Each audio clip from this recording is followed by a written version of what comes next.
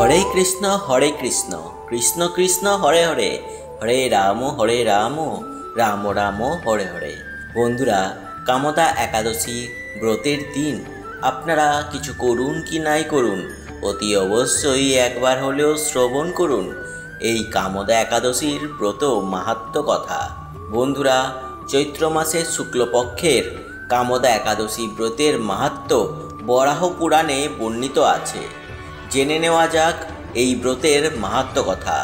কিন্তু তার আগে বন্ধুরা, অতি অবশ্যই এই ভিডিওটিকে একটি লাইক করেই দেবেন এবং কমেন্টে হরে কৃষ্ণ জয় রাধে রাধে লিখেই যাবেন এবং ভিডিওটি শেয়ার করে দেবেন আপনার নিকটবর্তী আত্মীয় স্বজন এবং বন্ধু বান্ধবদের সাথে। এর ফলে ওনারা উপকৃত হবেন এবং আপনাকেই ধন্যবাদ জানাবেন। আর এই চ্যানেলে নতুন হয়ে থাকলে চ্যানেলটিকে সাবস্ক্রাইব করে পাশে থাকা বেল আইকনটি অল নোটিফিকেশনে ক্লিক করে দেবেন। এর ফলে এই রকমই উপকারী পূজাপাঠ রিলেটেড ভিডিও নোটিফিকেশান সবার আগে আপনার কাছে পৌঁছে যাবে। তো বন্ধুরা, শুরু করতে চলেছি আজকের কামদা একাদশীর ব্রত মাহাত্ম্য কথা এবং সর্বশেষে আমরা এটাও বলে দেব এই কামদা একাদশীর ব্রতের পালনের সময়সূচি।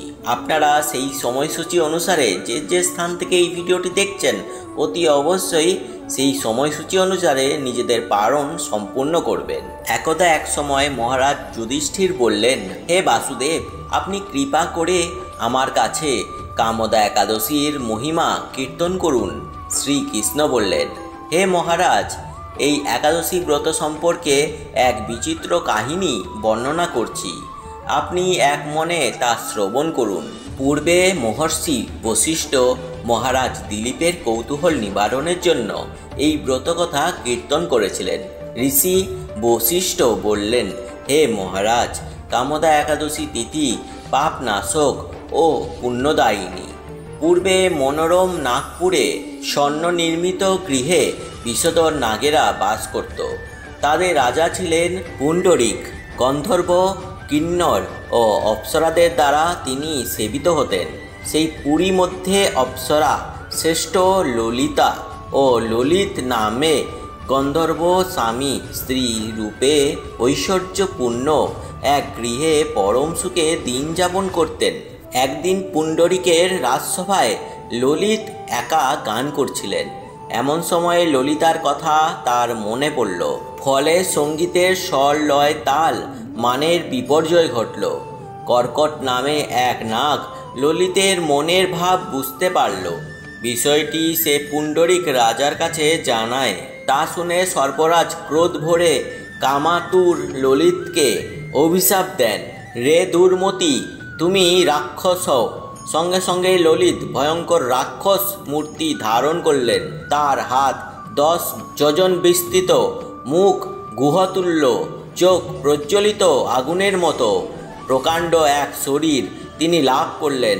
ললিতের এরকম ভয়ঙ্কর রাক্ষস শরীর দেখে ললিতা মহা দুঃখের চিন্তায় ব্যাকুল হলেন। স্বেচ্ছাচারী রাক্ষস ললিত দুর্গম বনে ভ্রমণ করতে লাগল। ললিতা কিন্তু তার সঙ্গ ত্যাগ করলেন না। ললিত নির্দয়ভাবে মানুষ ভক্ষণ করত। এই পাপের ফলে তার মনে বিন্দুমাত্র শান্তি ছিল না।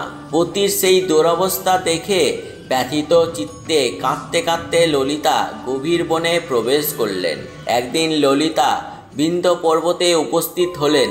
সেখানে ঋষি শৃঙ্গ মুনির আশ্রম দর্শন করে মুনির কাছে হাজির হলেন। তাকে প্রণাম করে সেখানে দাঁড়িয়ে রইলেন।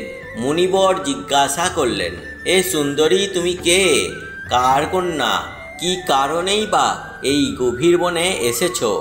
উত্তরে ললিতা বললেন, হে প্রভু, আমি বীরধন্যা গন্ধর্বের কন্যা।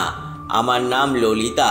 আমার পতির পিশাচত্ব দূর হয় এমন কোনো উপায় জানার জন্য এখানে এসেছি। তখনই ঋষি বললেন, চৈত্র মাসের শুক্লপক্ষের কামদা নামে এক একাদশী আছে। তুমি সেই ব্রত যথাবিধি পালন করো। এই ব্রতের পুণ্যফল তোমার স্বামীকে অর্পণ করো, তৎক্ষণাৎ তার সমস্ত পাপ বিনষ্ট হবে।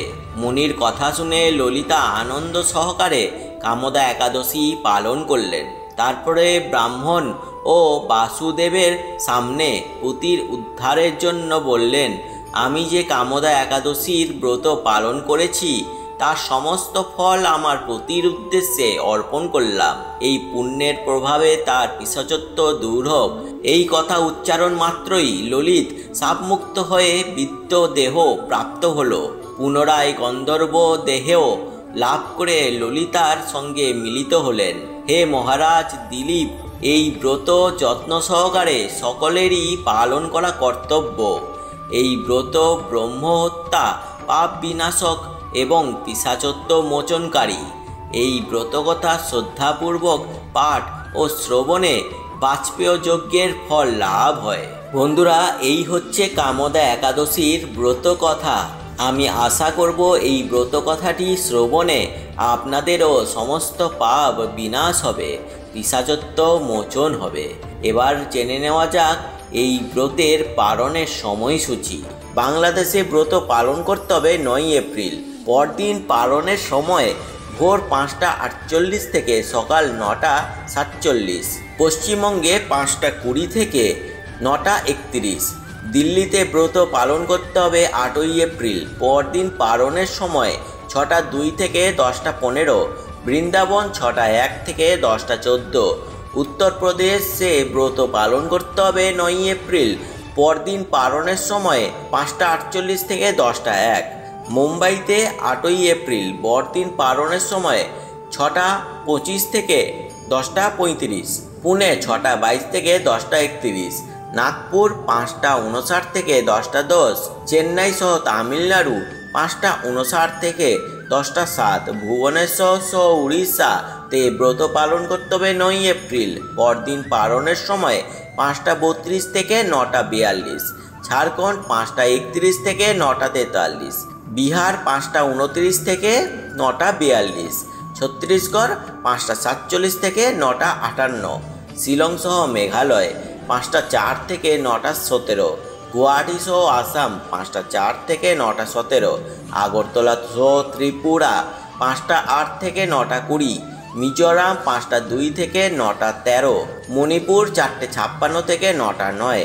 নাগাল্যান্ড 4:53 থেকে 9:06। অরুণাচল প্রদেশ 4:57 থেকে 9:11। সিকিম 5:16 থেকে 9:30। উত্তরাখণ্ড 5:51 থেকে 10:06। হিমাচল প্রদেশ 8ই এপ্রিল।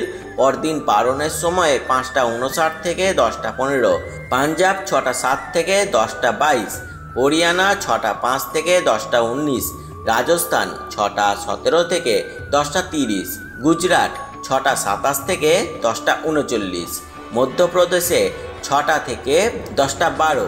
হায়দ্রাবাদ সহ তেলেঙ্গানা 6:04 থেকে 10:13। বিশাখাপত্তনমে ব্রত পালন করতে হবে 9 এপ্রিল। পরদিন পালনের সময় 5:44 থেকে 9:54। গোয়াতে ব্রত পালন করতে হবে 8ই এপ্রিল। পরদিন পালনের সময় 6:23 থেকে 10:31। ব্যাঙ্গালোর সহ কর্ণাটক 6:10 থেকে 10:17। কেরালা 6:16 থেকে 10:22। জম্মু ও কাশ্মীর 6:08 থেকে 10:24। আন্দামান নিকোবর দ্বীপপুঞ্জে ব্রত পালন করতে হবে 9 এপ্রিল। পরদিন পালনের সময় 5:10 থেকে 9:17। এই হচ্ছে কামদা একাদশী ব্রতের মাহাত্ম্য এবং পরদিন পালনের সময়সূচি। আশা করছি বন্ধুরা, আপনারা যে যে স্থান থেকে এই ভিডিওটি দেখলেন, আপনারা সেই সকল স্থানে এই সময়সূচি অনুযায়ী নিজেদের পালন সম্পূর্ণ করবেন এবং আপনার আত্মীয় স্বজন এবং বন্ধুবান্ধবদের কাছে এই ভিডিওটি অতি অবশ্যই শেয়ার করে দেবেন। এর ফলে ওনারাও উপকৃত হবেন এবং আপনাকেই ধন্যবাদ জানাবেন। এবং এই ভিডিওটিকে একটি লাইক করে এবং চ্যানেলটিকে সাবস্ক্রাইব না করা থাকলে সাবস্ক্রাইব করে পাশে থাকা বেল আইকনটি অল নোটিফিকেশনে ক্লিক করে দেবেন এবং এই ভিডিওর কমেন্ট বক্সে হরে কৃষ্ণ জয় রাধে রাধে লিখেই যাবেন। আপনারা সকলে ভালো থাকবেন এবং সুস্থ থাকবেন আর ঈশ্বরের নামগান করতে থাকবেন। হরে কৃষ্ণ জয় রাধে রাধে।